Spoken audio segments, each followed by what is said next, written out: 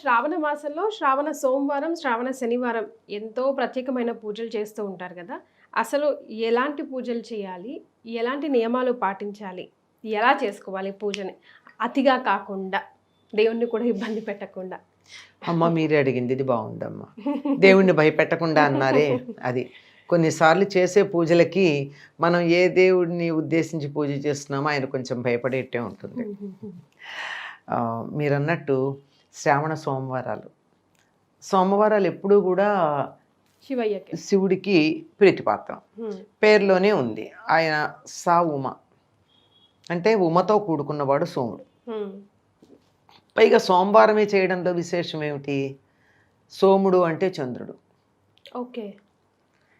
సోమవారం అనగానే ఆంగ్లంలో ఏమంటామమ్మా, మన్ డే అంటాం. నిజానికి అది మూన్ డే. అంటే చంద్ర సంబంధమైన వారం. సూర్యోదయ సమయంలో చంద్రహోర ఉంటుంది.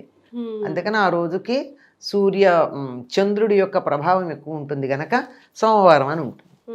ఆ సోముణ్ణి తల మీద పెట్టుకున్నటువంటి వాడు శంకరుడు.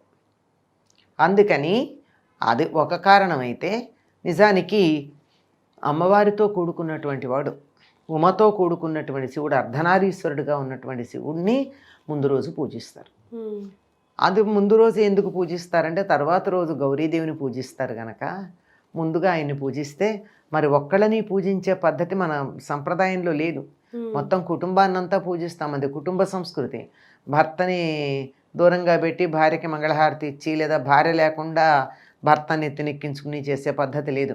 ఏ దేవతని మనం ఆరాధన చేసినా తప్పనిసరిగా జంటగానే చేస్తాం. అటువంటిది మంగళవారం నాడు అమ్మవారికి చేయడానికన్నా ముందు శివుడికి సోమవారం నాడు శ్రావణ మాసంలో చేయడం. భార్యకి ఇష్టమైన రోజున ఇద్దరి ఇష్టానిష్టాలు కలిసి ఉంటే గొప్ప దాంపత్యం. భార్యకి ఇష్టమైంది కనుక ఆయనకు కూడా ఈ నెల ఇష్టం. తనకి ప్రీతిపాత్రమైనటువంటి రోజు సోమవారం. అందువల్ల సోమవారం శివుణ్ణి పూజించటం అలవాటుగా ఉంది. ఇంక మీరు తర్వాత అడిగారు శనివారం అని. శనివారం ఎవరికి మనం మామూలుగా ఈ కాలంలో శనివారం అనగానే గుడికి వెళ్ళాలంటే ఏ గుడికి వెళ్ళడానికి వెళ్తారమ్మా అందరూ? వెంకటేశ్వర స్వామి. మరి శనివారానికి వెంకటేశ్వర స్వామికి సంబంధం ఏంటి? అదే కదా, ఏమిటి సంబంధం? వెంకటేశ్వర స్వామి యొక్క నక్షత్రం శ్రవణ నక్షత్రం. శ్రవణ నక్షత్రానికి అధిపతి శని కనుక శని మనని ఏమీ చేయకుండా ఉండాలి అంటే, శ్రవణ నక్షత్రం తన జన్మ నక్షత్రంగా కలిగినటువంటి వెంకటేశ్వరుణ్ణి మనం ఆరాధించినట్టయితే ఆ శనైశ్వరుడు తన పనిలో తాను ఉంటాడు. కానీ నేను ఈశ్వరుణ్ణి అనుకున్నానే, ఒకవేళ ఈశ్వరుణ్ణి గట్టిగా పట్టుకుంటే శని ప్రభావం ఉండదేమో అనుకున్నాను. అలా కాదు, మామూలుగా అయితే ఉండదు. ఎందుకంటే ఆయన్ని దమించగలిగినటువంటి వాడు, శనిని దమించగలిగినటువంటి వాడు ఈశ్వరుడు. నిజంగా చెప్పాలంటే శివుడు తనంతట తానుగా కన్నా హనుమ రూపంలో వచ్చినప్పుడు శనిని అదుపులో పెట్టడం అన్నది మనం గమనిస్తాం. అంచేత హనుమంతుడు ఉన్న చోట శని తోక జాడించడు. ఎందుకంటే ఈయనకి తోకుందిగా, ఆయనకి అక్కర్లా. అంచేత అందువల్ల అది ఈ మొత్తానికి ప్రతిరోజు ఎక్కడ గుర్తుపెట్టుకుంటామమ్మా? ఒక్కసారి వాళ్ళకి ఎవరి మాట ఎవరు వింటారో వాళ్ళ చెప్పు చేతల్లో పెట్టేసి ఊరుకుంటే మనం హాయిగా ఉండొచ్చు.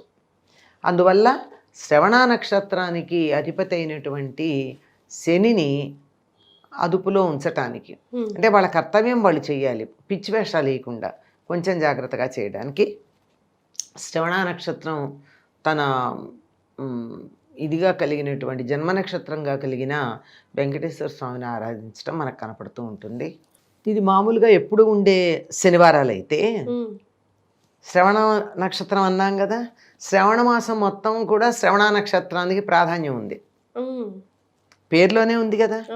పూర్ణిమ నాడు ఏ నక్షత్రం చంద్రుడి సమీపంలో ఉంటే ఆ నెలంతా ఆ పేరుతో ఉంటుంది. ఈ శ్రావణ పూర్ణిమ నాడు శ్రవణ నక్షత్రం ఉంటుంది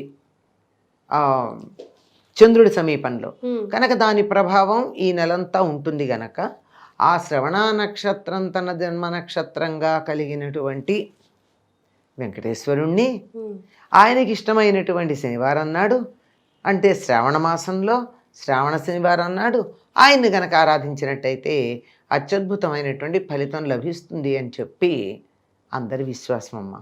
అందుకని ఈ శనివారం చాలా గొప్పగానే పూజ చేస్తారు. ఎంతగా అంటే వరలక్ష్మి వ్రతం అయితే ఇంట్లో అందరినీ పిలవడాలు అట్లాంటివన్నీ చేస్తారు. కానీ ఈ శ్రావణ శనివారం ఇదో వ్రతంగా చేసేటటువంటి వాళ్ళు ప్రత్యేకంగా ఎవరిని పేరంటం పిలవడం లాంటివి ఏమీ లేకపోయినా ఇంటికి ఎవరన్నా ముత్తైదు వస్తే తాంబూలం ఇచ్చి పంపిస్తారు. ఏమిటి వాళ్ళ అంటే శ్రావణ శనివారం అండి, అన్నిటికీ సిద్ధంగా ఉంటారు. ఆ తాంబూలంలో ఏముండాలమ్మా? మామూలుగా మామూలు తాంబూలం అంటే ఇప్పుడు వరలక్ష్మి వ్రతం తాంబూలంలో శనగలు కంపల్సరీ అని పెడతాం, అట్లాగా ఏమైనా ఉండాలా అని? ఏం లేదు, తాంబూలం మామూలే. ఇప్పుడు వరలక్ష్మి వ్రతం కూడా కొంతమంది శనగలు ఏం పెట్టారు, మామూలు తాంబూలమే ఇస్తారు. అది వీలుని బట్టి. తాంబూలం అనగానే ప్రధానంగా ఉండాల్సింది ఆకులు, ఒక్క పండు, దక్షిణగా ₹1 కానీనో ₹1/2 పెట్టరు. ఓపాన శక్తి పెట్టాలని నియమం కూడా లేదు. ఒకవేళ దానికి కూడా అవకాశం లేనటువంటి వాళ్ళకి పూజ చేసుకుని తాంబూలం ఇచ్చుకునే వీలు లేదా అంటే హాయిగా దక్షిణగా పెట్టే దాని బదులు కూడా 2 అక్షతలు వేయచ్చు. సామర్థ్యం లేకపోతే ఉండి వేస్తే కక్కుర్తికి నీకెంత కక్కుర్తో సరిగ్గా దేవుడు కూడా నీకు ఇచ్చేదాన్ని అంత జాగ్రత్తగానే ఇస్తాడు లెక్క కట్టి. అలాగే అమ్మ, ఇంకో ప్రశ్న, తాంబూలం మాట వచ్చింది కాబట్టి కొంతమంది ఏదైనా గిఫ్ట్లు కూడా ఇస్తూ ఉంటారు.